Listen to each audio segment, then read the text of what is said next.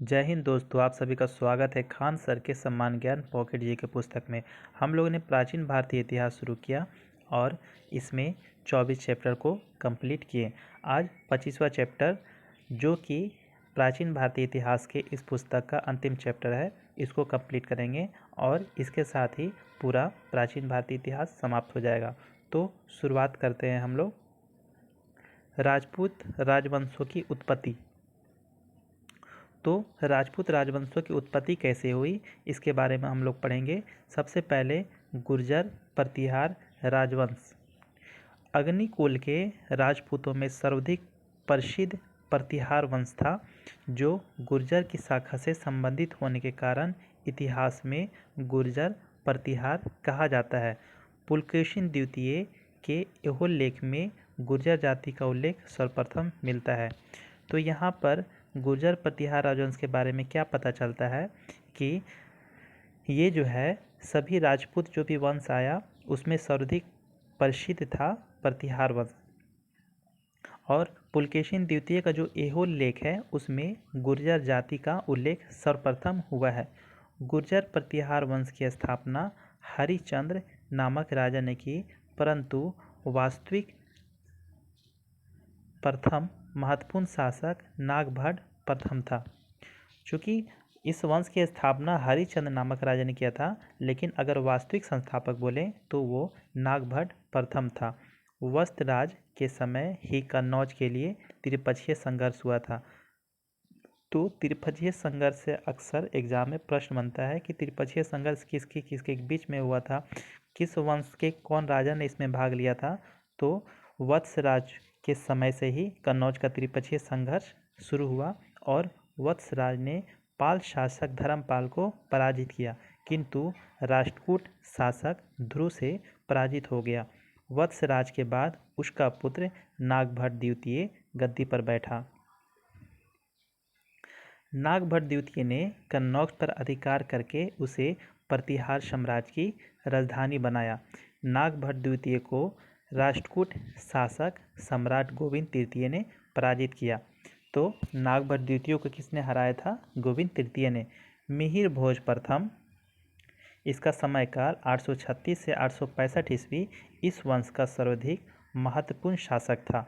मिहिर भोज ने अपनी राजधानी कन्नौज में बनाई थी।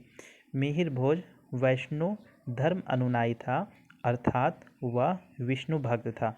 उसने आदिवरा तथा प्रभास जैसी उपाधियां धारण की।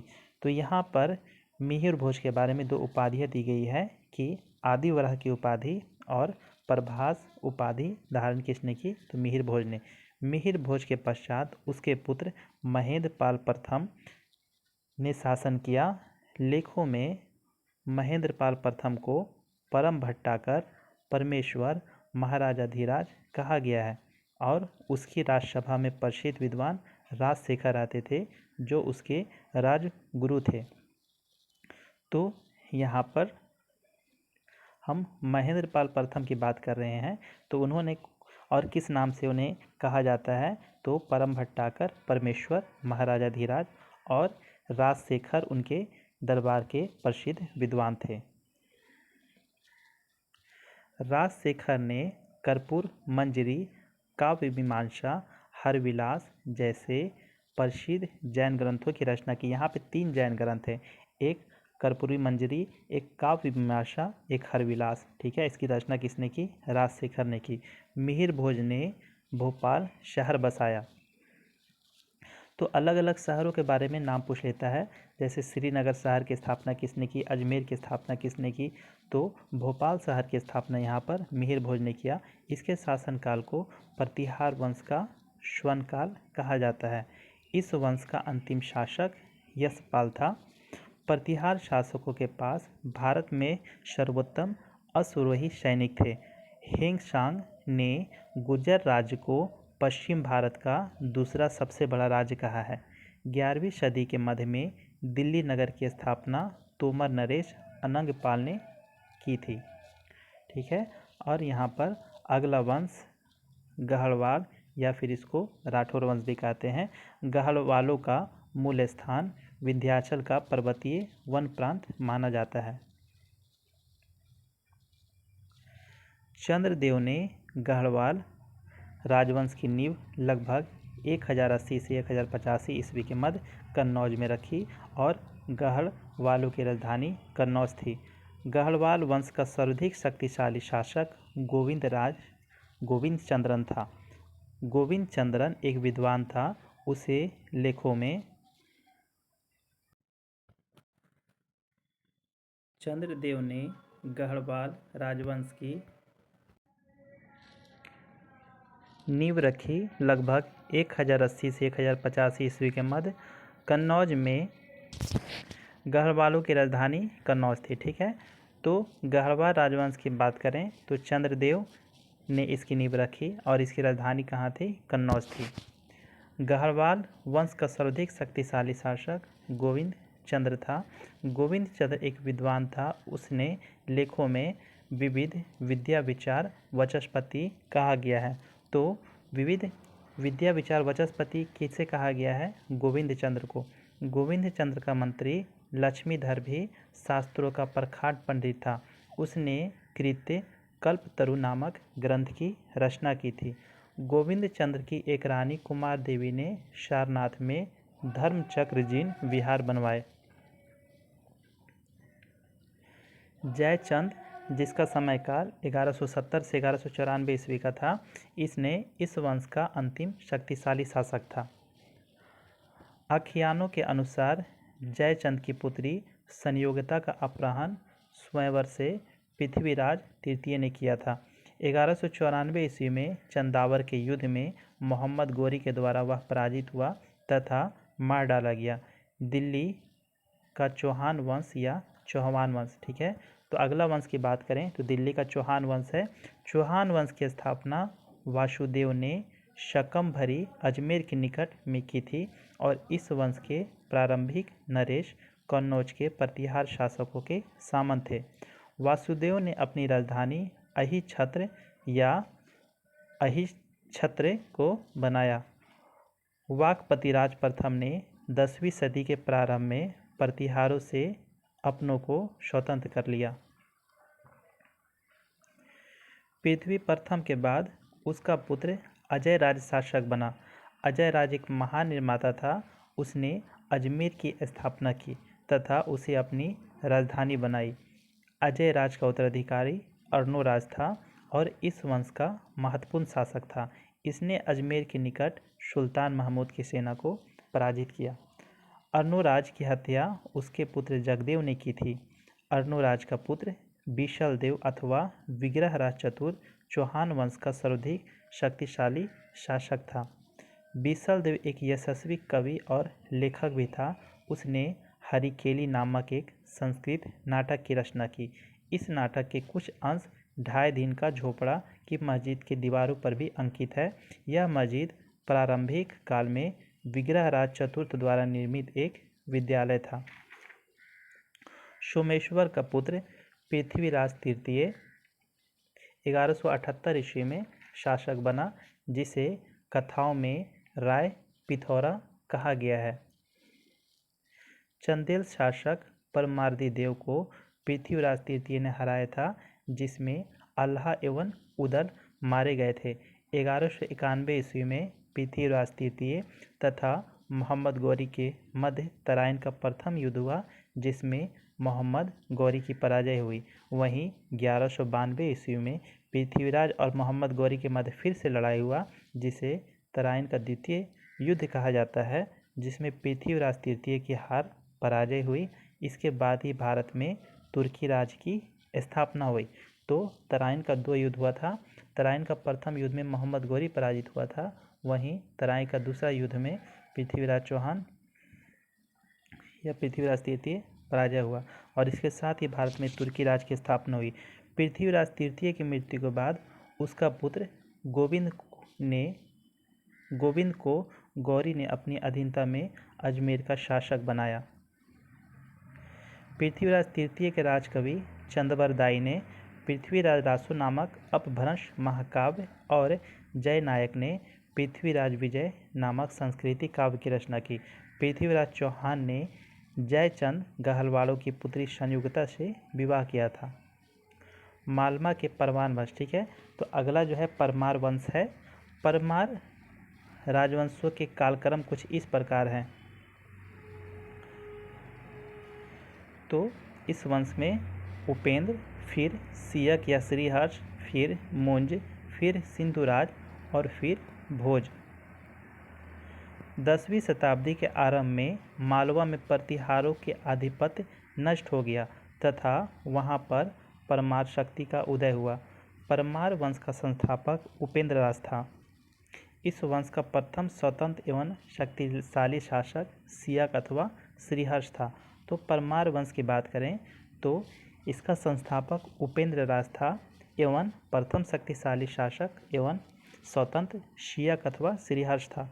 परमारों की प्रारंभिक राजधानी उज्जैन थी, किंतु बाद में धारा नगरी थी। मुंज कला एवं साहित्य का महान संरक्षक था। मुंज जो है वो कला और साहित्य का महान संरक्षक था। उसने अनेक कृत्रिम झीलों का निर्माण करवाया। इस वंश का सबसे लोक प्रसिद्ध तथा सर्वाधिक शासक भोज था। पर्वत चिंतामणि के लेखक मेरुतंग थे। ठीक है, तो इस वंश का सबसे शक्तिशाली शासक कौन था? भोज था। वहीं पर्वत चिंतामणि की बात करें तो इसके लेखक कौन थे? तो मेरुतुंग थे। भोज अपनी विद्वता से कविराज की उपाधि से प्रख्यात था। उसने विविध विषयों जैसे कि चिकित्सा शास्त्र, खगोल शास्त्र, धर्म, व्याकरण, स्थापत्य शास्त्र आदि पर 20 से अधिक ग्रंथों की रचना की। भोज ने धारा नगरी का विस्तार किया और स्वयं भोजशाला के रूप में प्रख्यात एक महाविद्यालय की स्थापना की तथा उसमें वाग्देवी जिसे सरस्वती माता का मंदिर बनवाया। भोजपुर नगर की स्थापना राजा भोज ने की थी।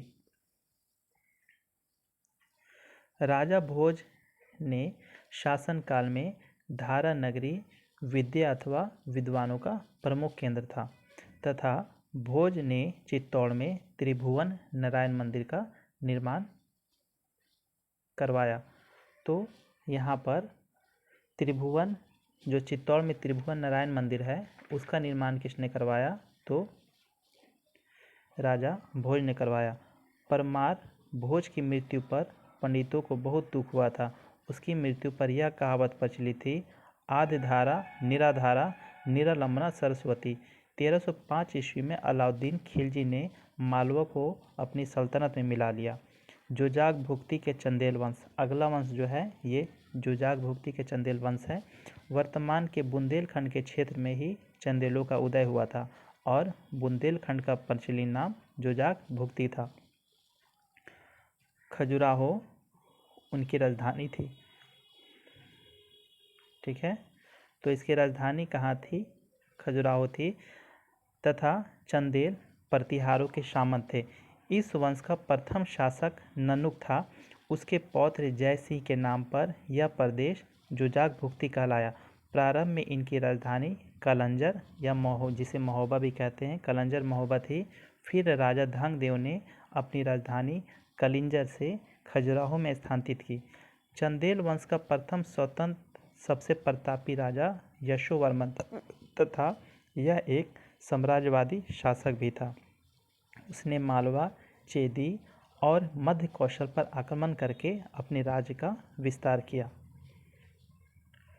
धंगदेव ने खजुराहो के भव्य मंदिर का निर्माण करवाया, जिनमें जिननाथ, विश्वनाथ, वैद्यनाथ मंदिरों का निर्माण करवाया। इन्होंने कंदारिया महादेव का मंदिर का निर्माण करवाया। इन्होंने कंदारिया महादेव का मंदिर निर्माण किया। साथ ही धंगदेव ने प्रयाग संगम में जल समाधि ले ली थी। विद्याधर चंदेल शासकों में महान शासक था। उसे मुसलमान लेखक उसका नाम नंद अथवा विदा नाम से कहते हैं। विद्याधर ने गुर्जर प्रतिहार शासक राज्यपाल का वध कर दिया क्योंकि उसने महमूद गजनवी के आक्रमण का सामना किए बिना ही आत्मसमर्पण कर दिया था। चंदेल शासक कीर्तिवर्मन की राजसभा में रहने वाले कृष्ण मिश्र ने प्रबोध चंदोद की रचना की। चंदोल वंश का अंतिम शासक परमर्दी देव था अथवा परमल था। 1182 ईस्वी में पृथ्वीराज ने इसे पराजित कर महोबा पर तथा 1203 या 1202 ईस्वी में कुतुबुद्दीन ऐबक ने कालिंजा पर अधिकार कर लिया और ऐबक की अधीनता को स्वीकार कर लिया। वहीं गुजरात के सोलंकी वंश की बात करें तो गुजरात के सोलंकी अथवा चालुक्य वंश की स्थापना मूलराज प्रथम ने 942 ईस्वी में की। चालुक्यों की राजधानी अहिलवाड़ा थी। मूलराज प्रथम शैव धर्म का अनुयायी था। महमूद गजनवी ने सोमनाथ मंदिर पर आक्रमण किया। तब गुजरात का शासक भीम प्रथम था। इस वंश का सबसे शक्तिशाली शासक भीम प्रथम था। भीम प्रथम के सामंत विमल ने माउंट आबू पर्वत पर दिलवाड़ा का प्रसिद्ध जैन मंदिर बनवाया। जय सिंह सिद्धराज की उपाधि धारण करके शासक बना। तो सिद्धराज की उपाधि धारण किसने किया? जय सिंह ने। जय सिंह सिद्धराज को विद्वानों का आश्रयदाता भी कहा जाता था। प्रसिद्ध जैन आचार्य हेमचंद सूरी उसके दरबार में रहते थे। जय सिंह ने माउंट आबू पर्वत पर एक मंडप का निर्माण कर अपने 7 पूर्वजों की गजारोही मूर्तियों की स्थापना की। जय सिंह सिद्धराज ने सिद्धपुर के प्रसिद्ध रुद्र महाकाल मंदिर का निर्माण करवाया। शासक कुमारपाल चालुक्य हेमचंद सूरी के प्रभाव में आकर जैन धर्म के अनुयायी बन गए। वहीं जय सिंह सूरी नामक कवि ने कुमारपाल चरित नामक काव्य में उसका यशोगान किया है। चालुक्य वंश का अंतिम महान शासक भीम द्वितीय था। भीम द्वितीय ने 1178 ईस्वी तथा 1195 ईस्वी में क्रमशः मोहम्मद गौरी तथा कुतुबुद्दीन ऐबक को गुजरात आक्रमण के समय पराजित कर दिया। चालुक्य के शासनकाल में महिलाओं को उच्च पदों पर नियुक्त किया गया। मोढेरा का सूर्य मंदिर चालुक्य राजाओं ने बनवाया था। ठीक है, चालुक्य ने बनवाया था। त्रिपुरी का कलचुरी या फिर चेदी राजवंश। तो चेदी वंश राजाओं की या फिर कलचुरी राजा प्रारंभिक प्रशासनिक शक्ति का केंद्र नर्मदा नदी के किनारे महेशमती में था, जिसकी राजधानी त्रिपुरी थी। कलचुरी वंश का अन्य नाम की बात करें तो है से भी जाना जाता है। कलचुरी वंश का संस्थापक कोक्कल प्रथम था। काव्य मीमांसा के रचयिता राजशेखर कलचुरी के नरेश युवराज के दरबार में रहते थे। कलचुरी की दूसरी शाखा की राजधानी रत्नापुर थी। गांगेयदेव कलचुरी वंश का महानतम शासक था और गांगेयदेव ने विक्रमादित्य की उपाधि धारण की। त्रिलिंगाधिपति की उपाधि कर्णदेव ने धारण की। ये उपाधि इंपॉर्टेंट है। त्रिलिंगाधिपति की उपाधि किसने धारण की? कर्णदेव ने धारण की, जो एक शैव मत अनुयायी था। अगला वंश है तोमर वंश। तो इस वंश की स्थापना अनंगपाल तोमर ने की। अनंगपाल तोमर ने दिल्ली की स्थापना की। दिल्ली को तोमरों की राजधानी बनाया तथा तोमर वैष्णव धर्म का अनुयायी था। यहाँ पर कुछ महत्वपूर्ण ऐतिहासिक पुस्तक दी गई है। ठीक है, जैसे मृच्छकटिकम किसने लिखा? तो शूद्रक ने। मृच्छकटिकम का अर्थ होता है मिट्टी की छोटी गाड़ी। प्राचीन भारत का एकमात्र ग्रंथ जो जन सामान्य को आधार पर मानकर लिखा गया है। मुद्रा राक्षस देवी चंद्रगुप्तन विशाखदत्त ने, नीति ग्रंथ कामंदीय या नीतिसार कामंदक ने, कहानी संग्रह पंचतंत्र विष्णु शर्मा, कोश ग्रंथ अमरकोश अमर सिंह, व्याकरण ग्रंथ चंद्र व्याकरण चंद्रगोमी, सांख्यकारिका ईश्वर कृष्ण ने और प्रमाण समुच्चय न्याय प्रवेश दिनाग ने। न्यायवार्तिका उद्योतकर के द्वारा। आर्यभट्ट ने कौन कौन पुस्तक लिखा? तो शून्य व दशमलव पद्धति का जन्मदाता के जाने जाते हैं। इन्होंने आर्यभट्टीय 10 नीतक सूत्र और आर्याष्ट शतक पुस्तक लिखी। वराहमिहिर की बात करें तो ये प्रसिद्ध ज्योतिष एवं गणितज्ञ थे। पंच सिद्धांतिका, विवाह पटल, योग माया और वृहत संहिता इन्होंने लिखा। ब्रह्मगुप्त की बात करें तो गुरुत्व आकर्षण सिद्धांत के जनक माने जाते हैं। ब्रह्म स्फुट सिद्धांत, खंड खाद और ध्यान ग्रह इन्होंने लिखा। नागार्जुन की बात करें तो ये प्रसिद्ध रसायन शास्त्री थे। लोह शास्त्र रस रत्नाकर, कछपुट, आरोग्य मंजरी, योगसार, रसेंद्र मंगल, रतिशास्त्र, रसक कछपुर और सिद्ध नागार्जुन इन्होंने पुस्तक लिखा। वाग्भट की बात करें तो ये प्रसिद्ध आयुर्वेदाचार्य थे। इन्होंने अष्टांग हृदय पुस्तक लिखी। चरक की बात करें तो कनिष्क के समय के प्रसिद्ध आयुर्वेदाचार्य थे। इन्होंने चरक संहिता की रचना की। बाणभट्ट हर्षवर्धन का प्रसिद्ध दरबारी कवि था। इन्होंने हर्षचरित, कादम्बरी, चंडी शतक की रचना की। कवि मयूर की बात करें तो हर्षवर्धन का दरबारी कवि था। इन्होंने सूर्य शतक और अष्टक की रचना की। हर्षवर्धन ने 3 नाटक लिखा, प्रियदर्शिका, रत्नावली और रागानंद। सोमदेव की बात करें तो इन्होंने कथा सागर की रचना की। जयदेव गीत गोविंद की, भारवी किरातुजनियम की, भट्टी भट्टी काव्य और रावण वध की, माघ शिशुपाल वध की। भर्तहरि ने श्रृंगार शतक, नीति शतक तथा वैराग शतक की रचना की। दंडी ने काव्य दर्शन की। बुद्ध घोष विशुद्धि मार्ग की। विल्हन ने चौर पंचाशिका विक्रमादेव चरित की रचना की। भवभूति ने मालती माधव महावीर चरित एवं उत्तर रामचरित की रचना की। दंडिन ने यश कुमार चरित की। राजशेखर कर्पूरी मंजूरी की। गुणाढ़ ने वृहत कथा की। सतनार ने मणि मेखलय की और तिरक्कुर देवर ने जीवक चिंतामणि की रचना की। वहीं कंबन की बात करें तो इन्होंने रामायणम की रचना की। तोल्काप्पियर ने तोल्काप्पियम की रचना की। वासुमित्र ने महाविभाग सूत्र ग्रंथ की रचना की। यश ने निरुक्त की रचना की और असरा ने पंचभूमि पुस्तक की रचना की और छिमेद ने वृहत कथा मंजरी पुस्तक की रचना की।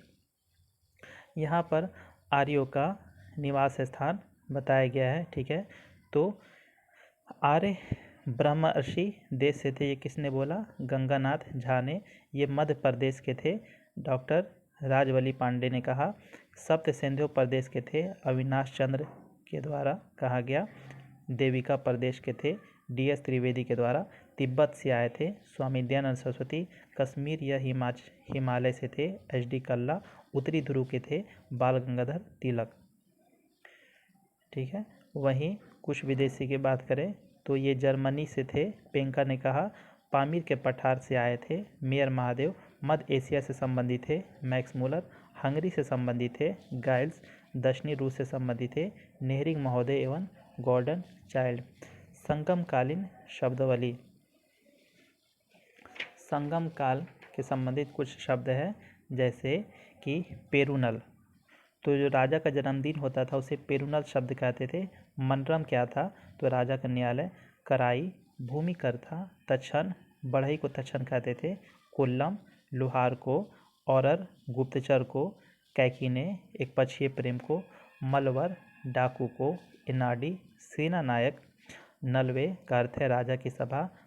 पंच तीने शब्द सहज प्रेम। कलऊ गंधर्व विवाह। पोडियाल सार्वजनिक स्थल।